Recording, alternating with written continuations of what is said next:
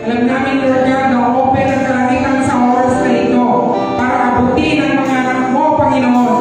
Nandito kami sa lugar na ito, Panginoon, nagkaisa, Panginoon, para malalangin sa iyo, Panginoon, lumapit sa iyo, Lord God. Lord, ngayon pa lang, Panginoon, Lord, we claim victory sa aming mga lahat na panalangin ng bawat isa sa aming, Panginoon. Salamat, Ama, sa oras na ito. At Lord, sa oras na ito, Panginoon, pinapasok namin ang mga kasamahan namin na hindi pa nakarating sa lugar na ito, Lord God.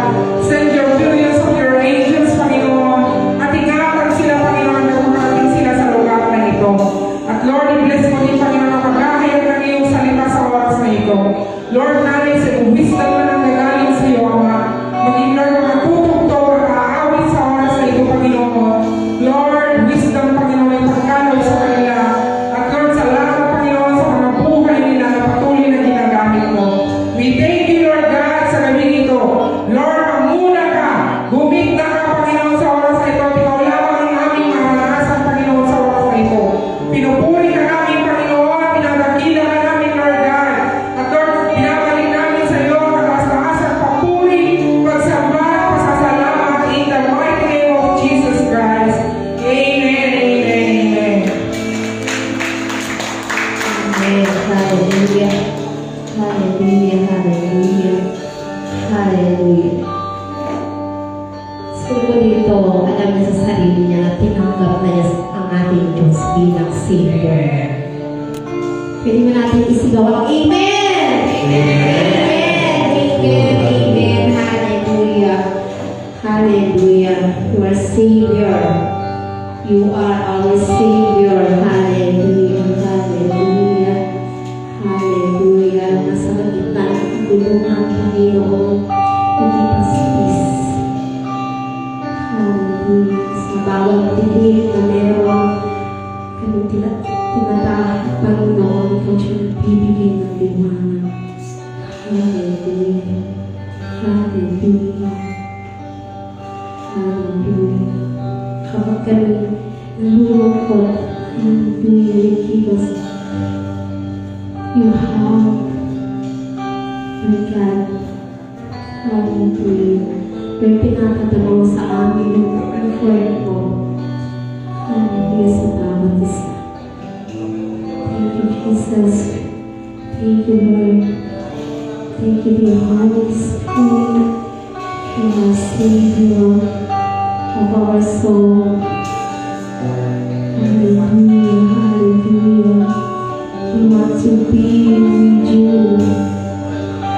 We want to be with you. Hallelujah. Hallelujah. Yes, Lord. Hallelujah.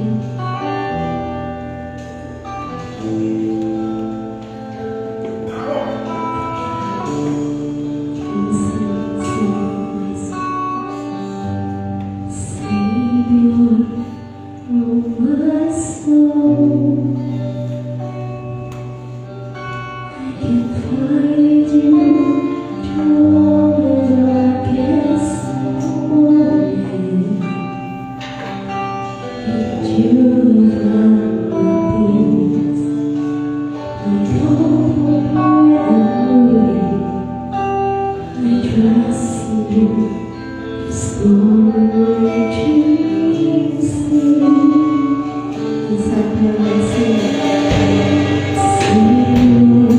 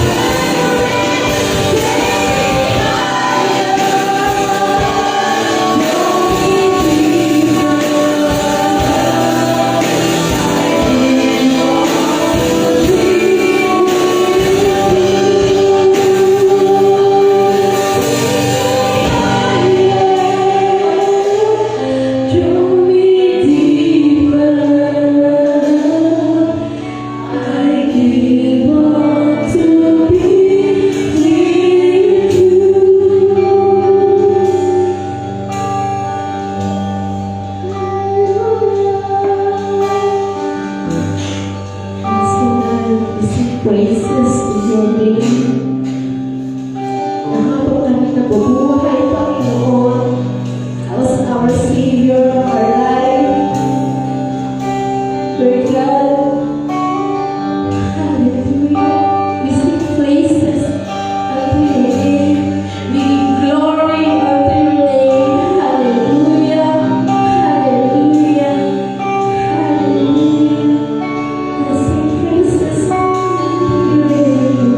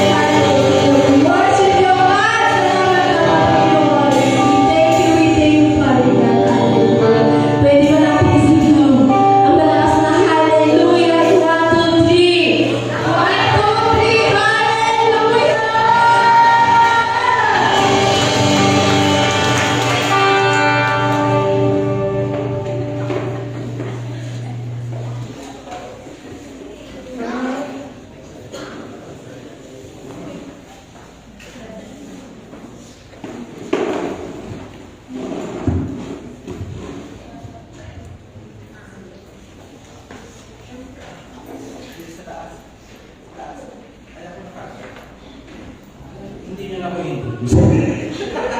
Pwede po.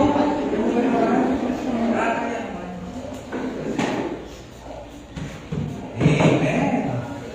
Magandang gabi po sa ating lahat. Paminsan-minsan lang po mabigyan ng pagkakataon para magsalita dito sa harap. Kaya ang ituturo ko ay 30 minutes and 3 hours. Amen. Handa na po ba na saluhin ng mga pagpapala ng Lord sa gabi nito? Amen. Amen. Umpisahan na natin. Basahin natin ang teksto po natin ngayon ay manggagaling po sa 1 Samuel chapter 3 verse 1 to 10. Verse 1 to 10. So, basahin natin. Session na po English, no? The boy Samuel ministered before the Lord under Eli. In those days, the word of the Lord were rare. There were not many visions. One night, Eli, whose eyes were becoming so weak that he could barely see, was lying down in his usual place, the Lamb of God, and not yet gone out. And Samuel was lying down in the house of the Lord, where the ark of the God was. Then the Lord called Samuel. Samuel answered, "Here I am." And he ran to Eli and said, "Here I am, you called me." But Eli said, "I did not call you. Go and lay down." So he went and lay down. Bumalik siya ulit sa pagkakatulog. And the Lord called again. Sabi niya ulit, "Samuel." And Samuel got up and went to Eli and said, "Here I am. You called me?" Sabi niya ulit kay Eli. Sabi niya, "My son," Eli said, "I did not call. Go back and lay down." Sabi ulit ni Eli kay Samuel, sabi niya, "Bumalik ka ulit, hindi kita tinatawag."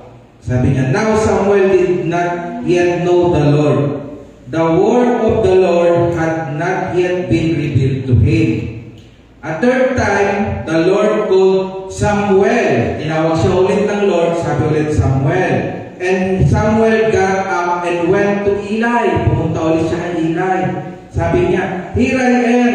You called me." Sabi niya ulit kay Eli. Then, si Eli na-realize niya. Then Eli realized that the Lord was calling the boy. Ang boy si Samuel.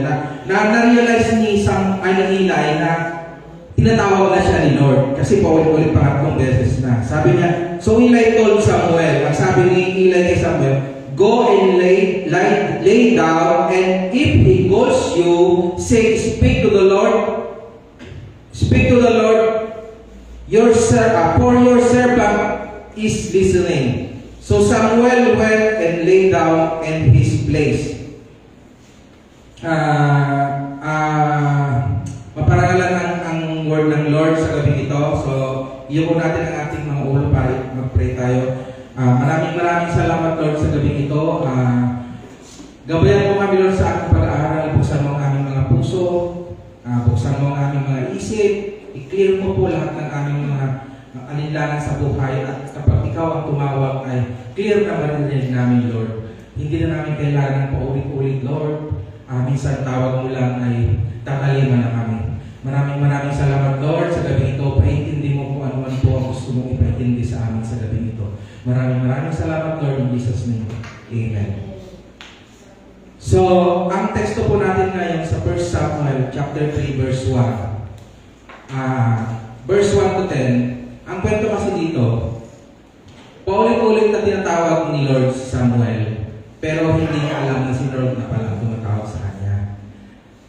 Dumating pa yung time na 3 beses pa siya, at saka may iba pang taong nagparealize sa kanya na ang tumatawag sa iyo si Lord. Kumbaga, si Samuel hindi niya alam, wala siyang kaalam-alam na ang tumatawag na sa kanya ay si Lord. Marami sa atin ang mga ganun, kapatid. Kahit paulit-ulit nang tinatawag ng Lord, hindi tayo tumatalima kasi minsan tayo dinededma natin, hindi natin sinusunod kung ano yung sinasabi ng Lord. So, ang title po natin sa gabi nito is pinamagatan ko ito na kung paano makilala ang kalooban ng Diyos. how to discern God's will. Marami kasi sa atin,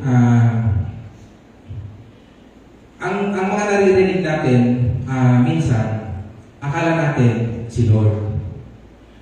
Hindi ba natin naisip, hindi man lang ba tayo nagtanong sa isip natin, totoo bang si Lord ang tumatawag sa akin o yung sarili ko? Ang Lord ba ang may kalooban nito o yung sarili ko lang? Marami sa atin marami sa atin na nalilito. Minsan, akala natin yung ginagawa natin kalooban ng Diyos. Hindi natin namamalayan na yung ginagawa natin yung kagustuhan na natin. Minsan mga kapatid, maging anong tawag doon, maging aware, maging sensitive tayo sa mga naririnig natin. Kasi minsan ang kalooban ng Diyos ay yung maganda. Although yung magiging result ng kagustuhan natin is maganda din. Kaya lang, in the end, hindi rin siya mapupulpil kasi hindi yun yung kalooban ng Diyos. Sa umpisa, okay. Nasunod natin yung narinig natin boses. Kasi sinunod natin ang akala natin si Lord. Pero hindi pala. Yun lang ay sarili lang natin. Isa lang kasi ang patutunguhan ng ginagawa natin, malalaman natin ang kalooban ng Diyos ito kung maganda ang kinalabasan hanggang sa dulo. Diba? Sa totoo lang yung word na kalooban ng Diyos nani-misuse. Na-overuse. Sa totoo lang. Kasi sa lahat na lang naman, mayroong mga ibang tao, sa lahat na lang na ginagawa, ay kalooban ng Diyos to. Gagawin ko itong kalooban ng Diyos to. Kaya nga nagkasakit, kapatid, kalooban ng Diyos yan. Hindi ganun. Hindi ganun, kapatid. Kasi ang Diyos, ang gusto lang niyang mangyari sa mga anak niya, ay yung mabuti. Mula umpisa hanggang matapos, hanggang sa kadulo-duluhan, mabuti ang kalalabasan. Misuse and overuse ang salitang kalooban ng Diyos. Minsan before tayo pupunta ng church, natapilok lang tayo, ay kalooban ng Diyos to, natapilok ako. Kinapilok na lang ako. Hindi ang Lord naman hindi naman masama para may CCTV siya sa baba na tinitignan niya tayo tapos ay bigyan ko nga ito ng buwan, bigyan ko nga ito ng pagsubok. Kumbaga, tapukin ko nga ito ng buwan ito. Hindi ganun ang Lord. Hindi ganun ang Lord, mga kapatid. Minsan, yung pag-use natin ng kalooban ng Diyos na tinatawag natin is i-examine muna natin. Baka mamaya, yung naririnig natin mga boses na pala natin yun. Hindi na pala kalooban ng Diyos yung sinusunod natin. Amen? Amen. Parang titig na. Dahil nagagalit. Pero merong mga tinatawag na tayo wisdom. Sa panahon na ito, meron na tayong tinatawag na wisdom. Nagkasakit. Merong isang sakit. Pero kailangan natin magpasalamat na hindi na natin tinaanan yung sakit na yun. Diba? Yung ibang tao kasi nag-iisip nila, kailangan nilang pagdaanan yun para mapatunayan nila na mahal sila ni Lord. Pero hindi, meron na tayong wisdom. Hindi ba mas magandang magpasalamat tayo kasi hindi na tayo dumaan sa pagsubok na yun dahil meron na tayong wisdom. Amen? Amen.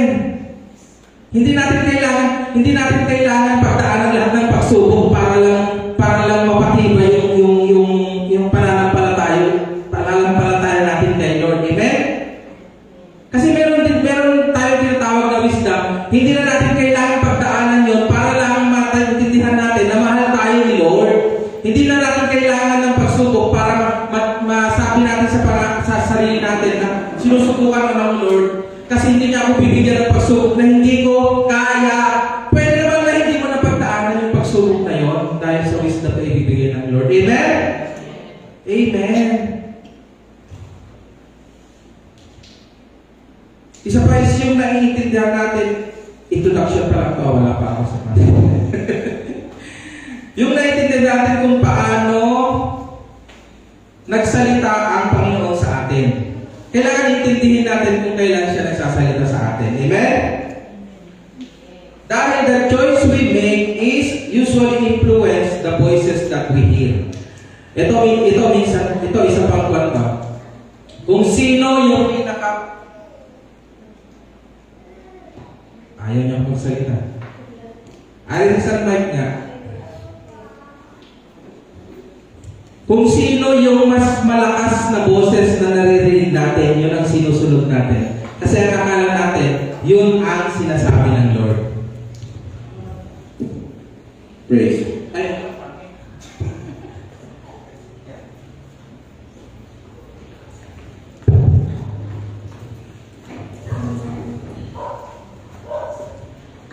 Praise.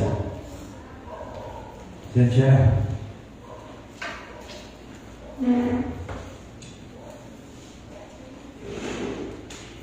Yung sinusunod lang natin is yung malakas na boses, yung mas malapit sa atin na boses, yung kung sino yung pinakamalapit sa atin, yun ang sinusunod natin.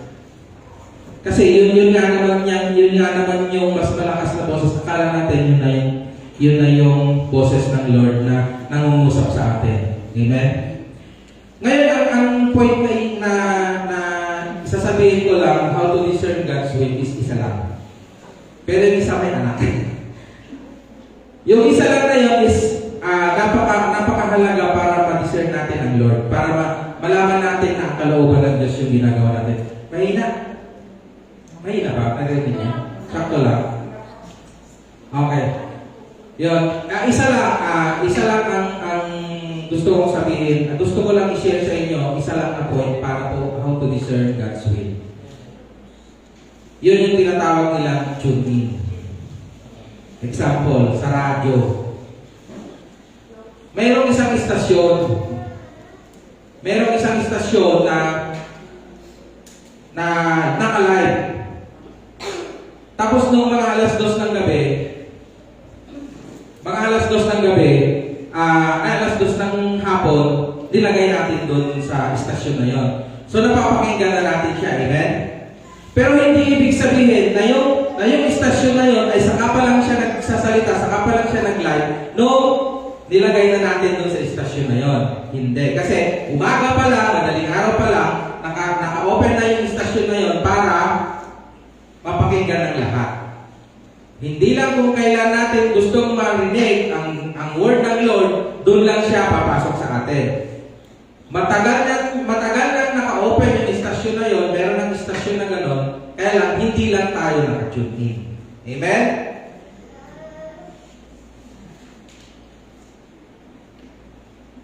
Amen. Yung anak ng sinasabi kong tune in na yun is meron siyang 3 para malaman natin na naka-tune in tayo kay Lord. Amen? Kailangan natin i-align yung lahat ng ginagawa natin kay Lord. Amen? Ang una is 3 C ito. Ang una is closeness.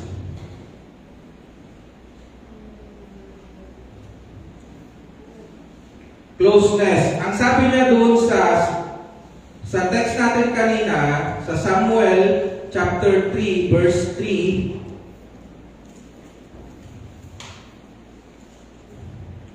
ang sabi niya, the lamp of God had not yet gone out, and Samuel was lying down at the house of the Lord where the ark of the God was.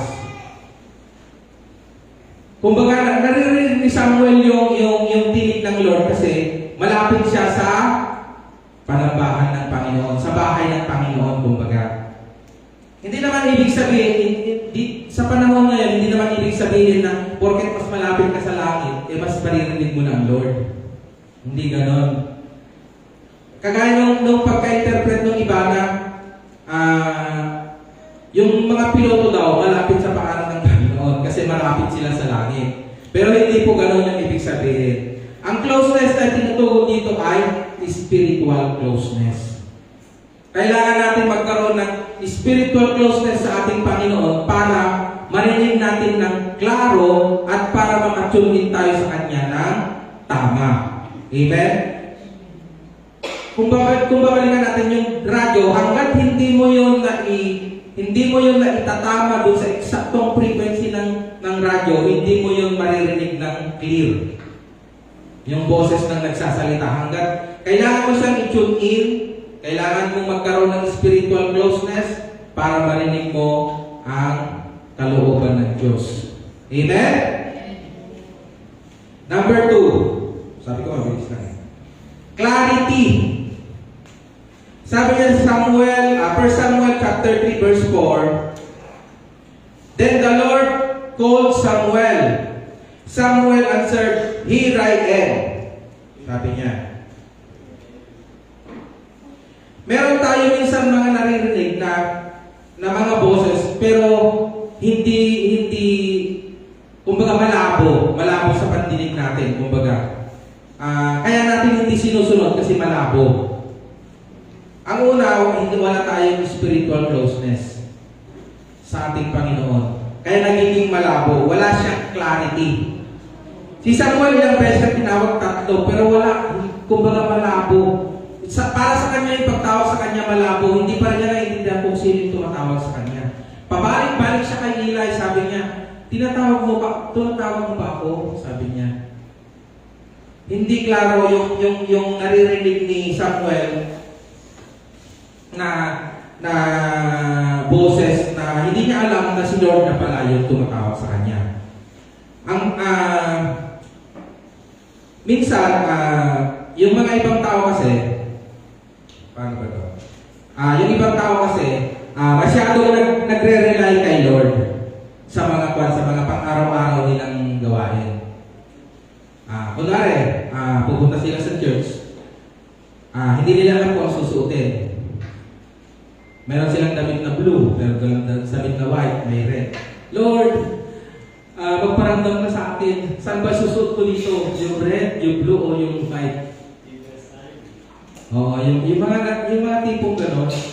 Alam mo ang kalooban ng Lord, kabutihan naman natin ang kalooban ng Lord. Kahit naman anong isuot mo doon, kahit anong kulay, ang tanong, bagay mo ba? Hindi ka ba pupulaan ng mga nakakakita? Kapag hindi naman, okay naman, bagay mo at di mapupulaan ng iba, yun na yun. Huwag mo lang itanong kay Lord, yung pula ba, yung puti, o yung blue? Yung mga tipong gano'n. Kunwari sa highway, nagdadrive ka. Sa express, di ba, usually sa express, 3, 4 na lane, gano'n, sa isang direksyon. Lord, saan ba ako dadaan dito? Sa outer lane, sa gitna, sa gilid? Lord, magparanas ka sa akin, Lord. Isa lang naman yun, kapatid. Isa lang naman yun. Lahat ba ng lane na yun, makakapunta dun sa pupuntahan mo? So kahit sa kadumaan doon, pwede. Doon sa 3, sa 4 na yun, pwede. Kasi isa lang ang pupuntahan mo, makakapunta pa rin doon sa pupuntahan mo, kahit saan lane doon. Huwag mo lang antayin, huwag ka na mag-pray na, Lord, saan kaya dito, sa gitna o sa gilid? Tapos yung mga maraming girlfriend. Wow. So sa mga walang boyfriend, walang girlfriend. Lord, si Ayun na ba? Si Lorna o si Fred? Ang tanong dyan, gusto ka ba nila? Di ba? Dadalhin ka ba kay Lord? Kung sino man sa kanila, dadalhin ka ba ni Lord? Ay, dadalhin ka ba nila kay Lord? So, ang sagot naman, oo, kahit sino na sa kanila, pwede. Di ba? Basta ang pupuntahan, kalooban ng Diyos. Huwag lang yung kalooban mo kasi ang magiging kapalit talaga niyan, magiging failure yan sa kaduluduluhan. Amen?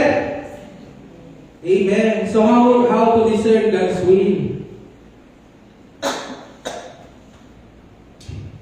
Huwag natin hayaan na ang mga naririnig natin na mga salita, ang naririnig natin mga command is yung mga galing na lang sa atin. Amen. Kailangan natin magkaroon ng closeness spiritual closeness, kailangan natin magkaroon ng clarity sa mga naririnig natin. Para ang patutunguhan ng mga gagawin natin is yung kalooban ng Diyos. Amen? Amen. So, last na tayo sa pangatlo. Ang pangatlo natin is consistency. Consistency ng pagtawag sa iyo. Kagaya ni Samuel, 3 beses na ibig sabihin, si Lord na yun. Kunwari sa mga ibang, sa mga pastor, hindi naman agad-agad yan nung sinabi na, papastor ka. Hindi naman agad-agad, umuwi yung mga yan eh. Yung mga pastor eh, kasi nag-isip din niya, naggantay pa ng mga ibang confirmation, ibang consistency na sila talaga tinatawag bilang magpastor. Na yung tipo, kahit saan ka tumingin is nakikita mo yung sign. Kahit saan ka pumunta, nakikita mo yung sign. Kahit sinong taong makakausap mo, sasabihin nila, ay magpapastor ka. Isang daan ng tao nagsasabi sa'yo, ay magpapastor ka. May consistency yung mga message. So huwag na natin i-ignore yung mga ganong pagkakataon. Amen? Minsan ang Lord hindi siya ay kadalasan ang Lord hindi yan madalas sumusuko agad. Tinawag ka ng minsan hindi ka tumalima, uulitin ka yan. Maggagamit siya ng ibang tao para iparating sa iyo yung mensahe niyo. And then kung yun na, may consistency, meron ng confirmation sa mga nasasalita ng praise. Kung mayroon ng consistency at saka confirmation sa mga salita ng Lord, salita na ng Lord to. Si Lord na ang nangungusap sa akin. Huwag na natin siyang i-ignore. Kasi alam nyo, ang Lord, nagtatampo din yan minsan. Baka minsan, 100 times ka na niyang pinala, ayaw mo pa rin. Aayaw din yan si Lord eh. Aayawan ka din yan, hindi ka niya pipilitin kung ayaw mo talaga. Amen? Amen. Pastor. Sa lahat naman ginagawa natin, kailangan natin timbangin. Meron tayong sinasabing law of nature. Yung isang aeroplano kapag babagsak, hindi yan pataas. Meron tayong law of gravity. Bababa talaga yan. Amen?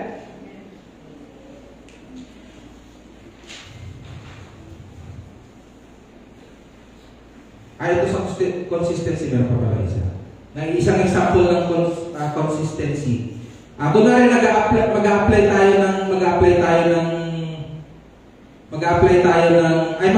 tayo ng valid ID. Di ba hindi lang isa yung hinihingi?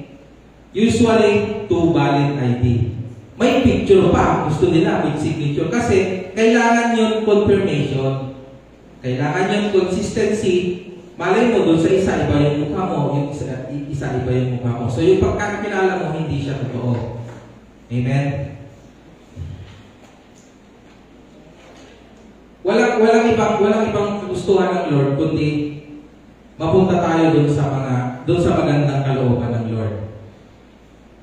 Wala siyang ibang hinahangad sa atin, kundi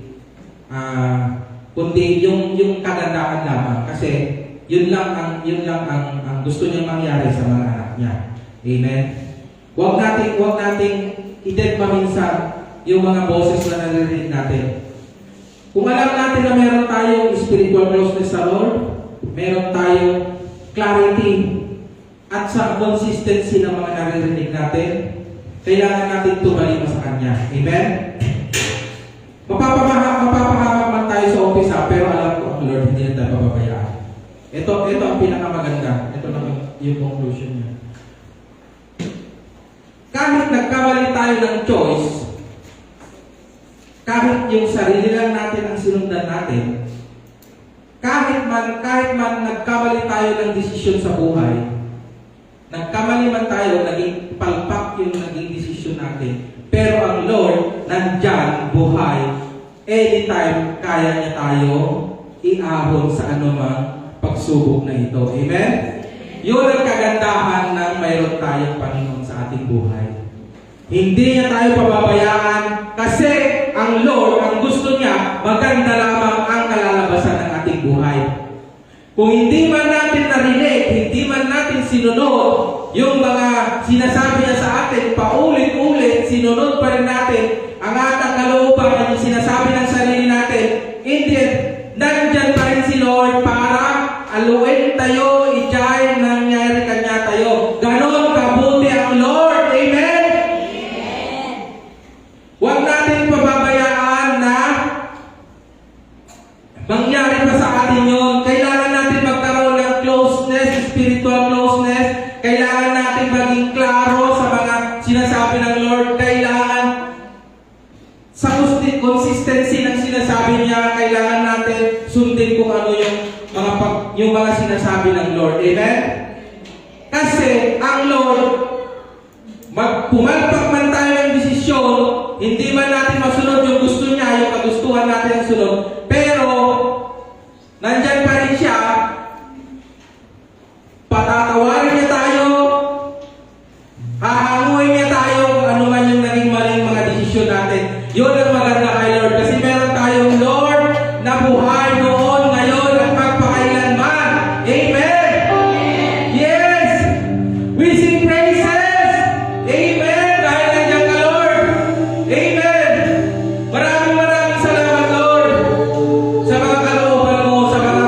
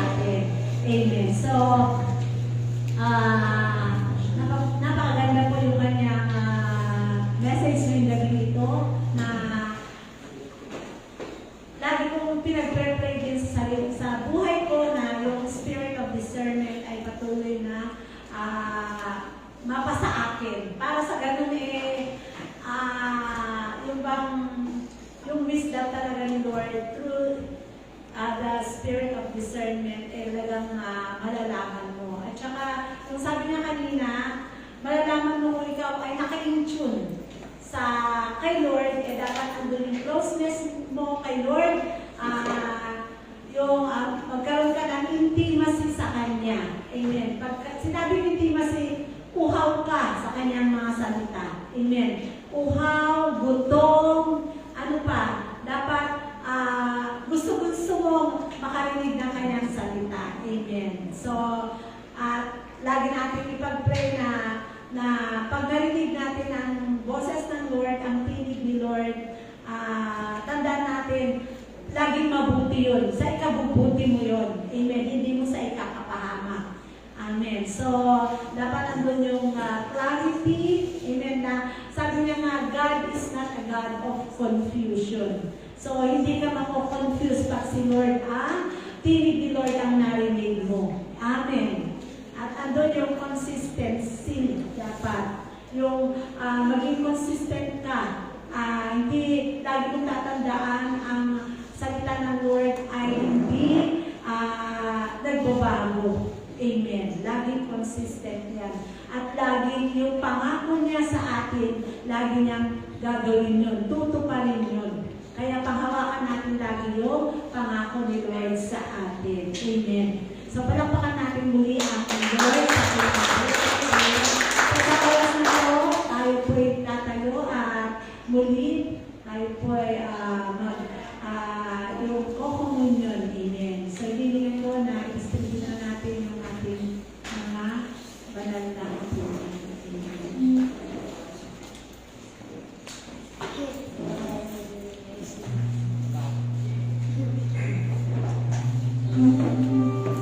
Hallelujah. Yes, Lord. Amang banal muli, salamat sa mga salita mo na natin. At ganoon po, Ama, salamat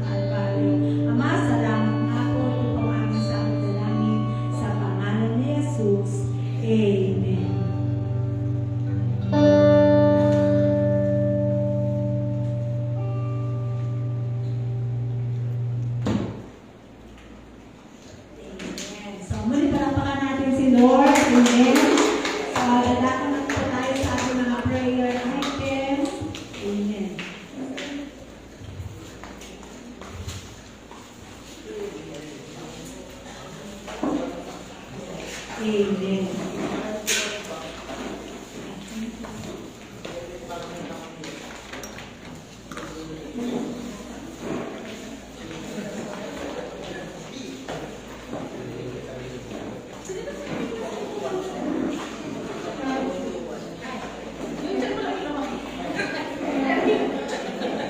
Amen. So mag-umpis pa tayo ng tig-aapat. Amen. Tig-aapat po.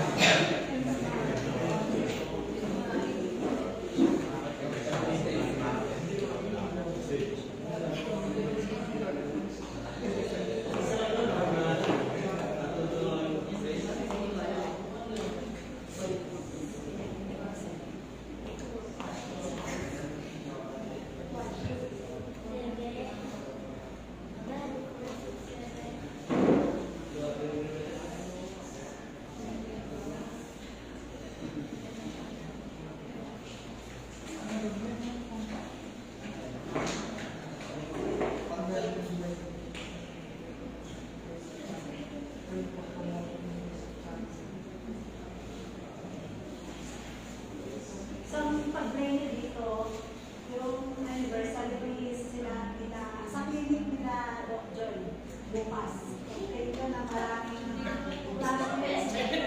Ang darating din sa kanilang clinic.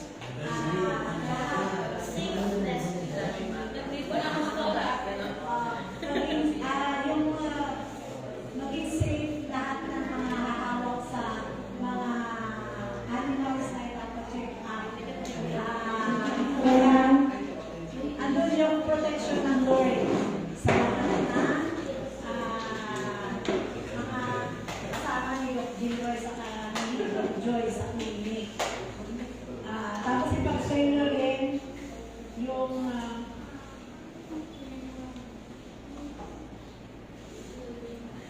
pag-pray nyo rin yung ating bansang Pilipinas na patuloy protektahan ni Lord yung ating bansang Pilipinas. Ganun din yung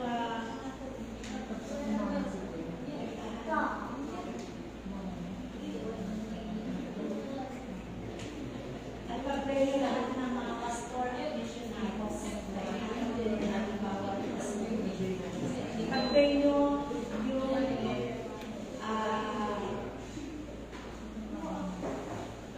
increase in salary and promotion sa lahat ng JCPD employees. Enjoy. Tapos yung pag-pray nyo rin yung mag-raise up si Lord ng mas marami pang workers, actually yung mga youth, mag-raise up si Lord ng youth leaders, more dedicated and committed youth leaders dito sa church. Amen. At wala pa sa inyo, pag-pray. Number 7 at the number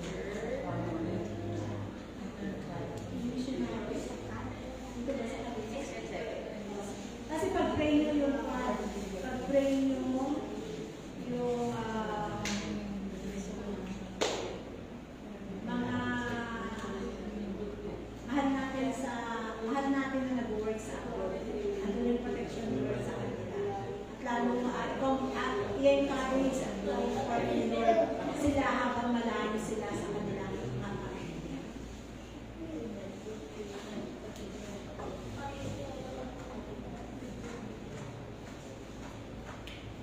Tapos yung ipag-pray nyo rin yung mga may sakit. Meron na kanina, andyan na ba yung kay Pastor Edna? Meron yung kay Pastor